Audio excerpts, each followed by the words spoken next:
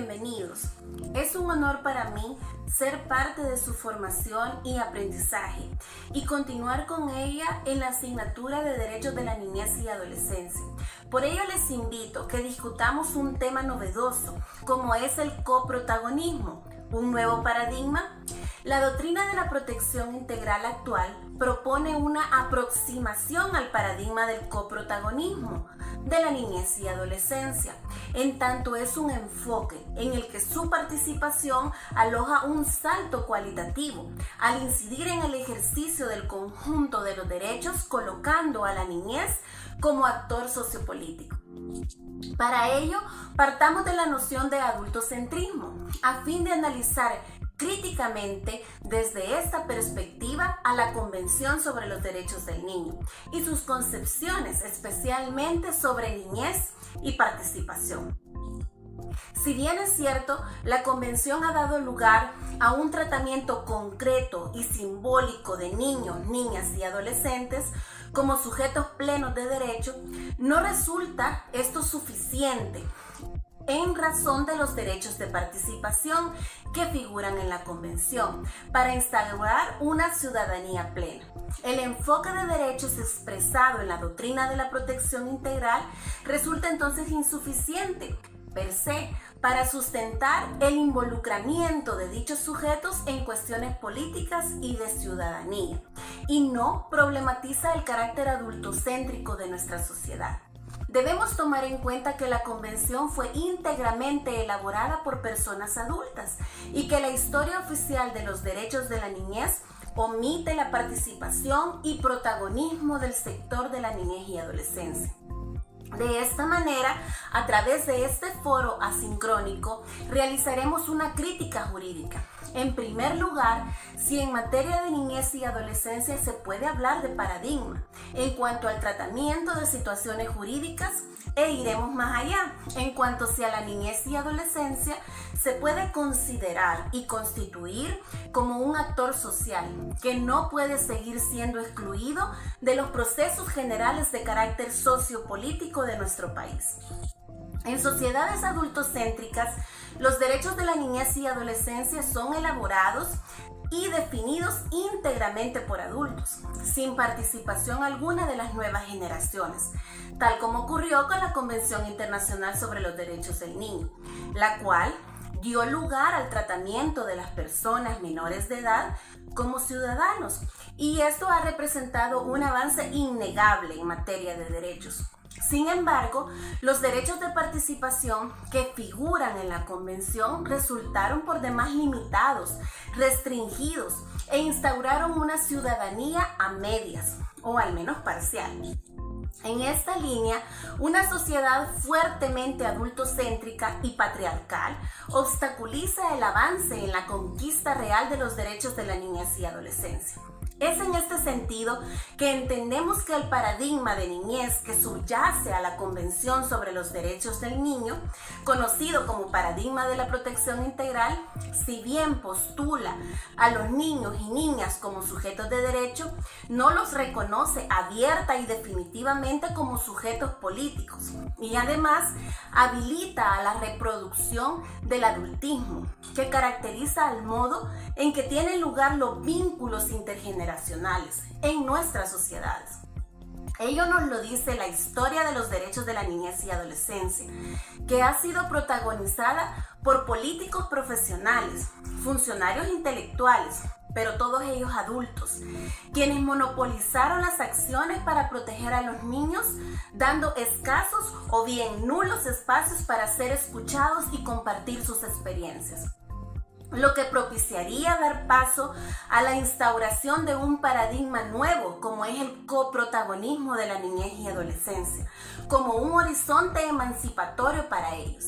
Este coprotagonismo social y político cuestiona el adultocentrismo y es necesario indagar si permite la construcción de un nuevo modo de entablar las relaciones sociales intergeneracionales. Bajo esta perspectiva, la participación aloja en sí un salto cualitativo al incidir en el proceso del ejercicio del conjunto de los derechos, colocando a la niñez y adolescencia como actores sociales y no como meros ejecutores o consentidores de algo. En este análisis debemos de ser cautelosos sobre el adultocentrismo, el cual no debe entenderse solamente a la problematización de la centralidad de lo adulto en nuestras sociedades.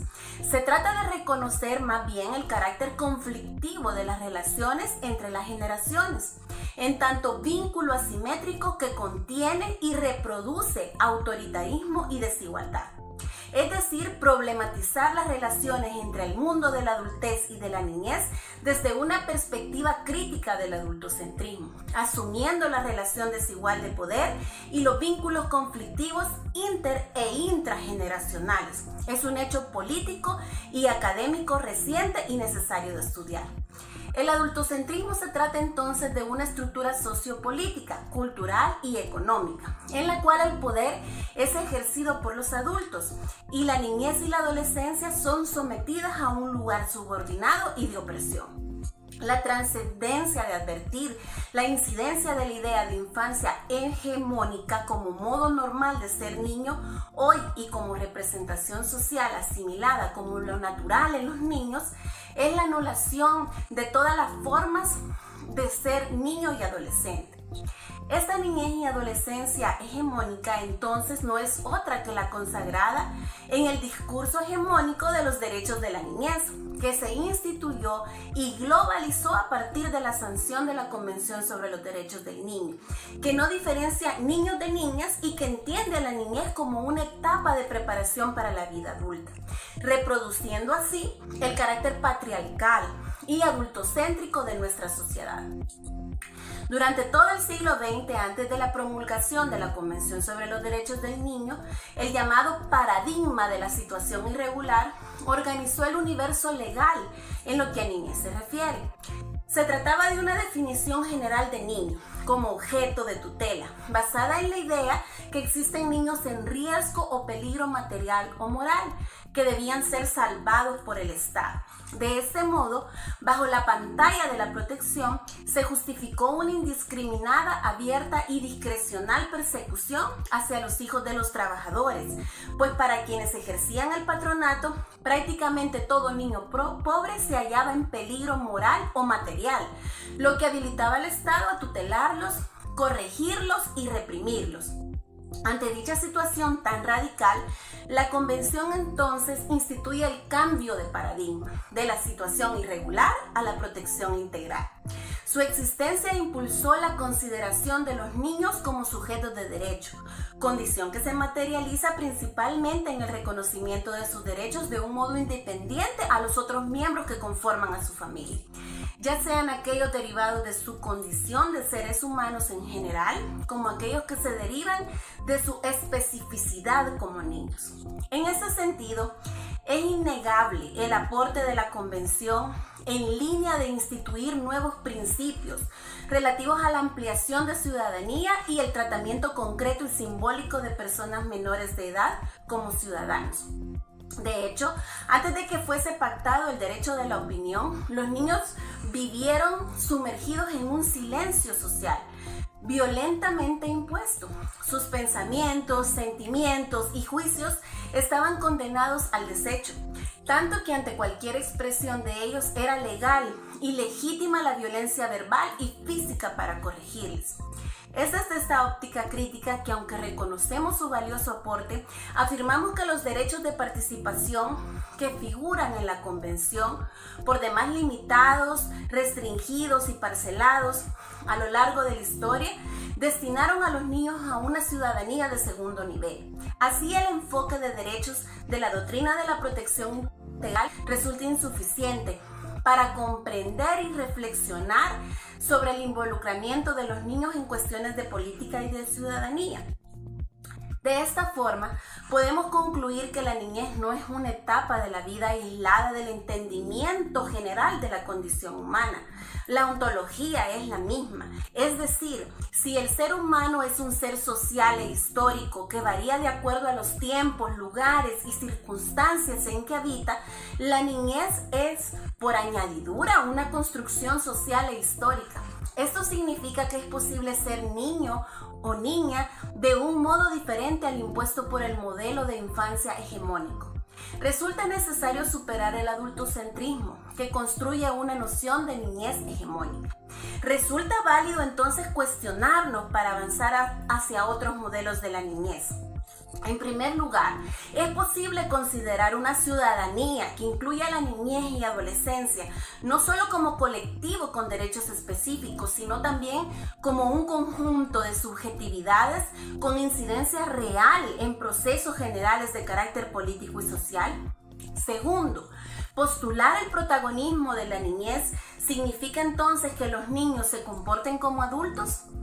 Tercero, para que exista un protagonismo de la niñez y adolescencia en aspectos políticos y sociales, será necesario que los adultos renunciemos a nuestro propio protagonismo o que las decisiones sean el producto de un diálogo y de un acuerdo intergeneracional. 4. Al evidenciar la exclusión de la niñez del ámbito político como algo naturalizado, pensar a los niños como agentes políticos y no solo sociales nos conduce entonces a reflexionar sobre las prácticas cotidianas de estos sujetos como actos políticos y se postula el coprotagonismo como necesidad ética. En este sentido, ¿es procedente hablar de paradigmas en niñez y adolescencia? ¿Se trata de modelos o se trata de una necesidad? 5. La apuesta por el protagonismo al superar los pensamientos arraigados en el adultocentrismo y redefinir relaciones de subordinación y dependencia que se han dado a los niños a lo largo de la historia, como su nombre lo indica, se refiere a un protagonismo de los niños, es decir, meramente individual, o se requiere una participación colectiva, socialmente valorada para la debida emancipación de la condición humana. Espero sus comentarios.